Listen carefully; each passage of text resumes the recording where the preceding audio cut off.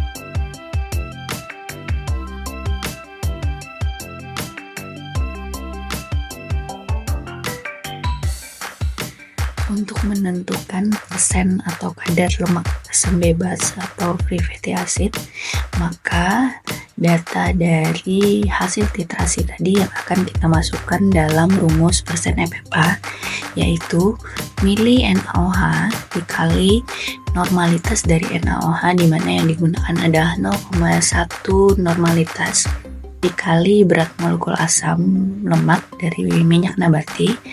Data itu dapat kita peroleh dari tabel berikut, dimana kalau yang digunakan adalah minyak kelapa sawit atau minyak kelapa, maka jenis asam lemaknya itu adalah berupa asam lemak lamat dengan berat molekul sebesar 200. Kemudian setelah itu rumusnya dilanjutkan dengan membagi dengan berat sampel, yaitu berat sampel dari minyak, yaitu tadi sekitar 5 gram, kemudian dikali 1000, kemudian dikali lagi dengan 100%, maka akan dihasilkan persen dari FFA dari minyak nabati atau minyak jelantah tersebut.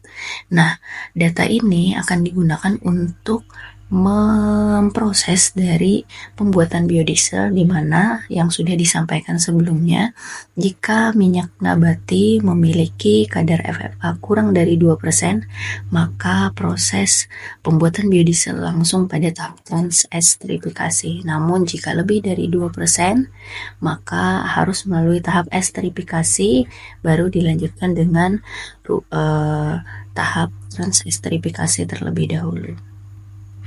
Jadi untuk pembuat prosedur dari FFA ini sudah kita lihat tadi adalah menggunakan metode titrasi, di mana campuran dari alkohol dan sampel dari minyak itu akan direaksikan dengan NaOH.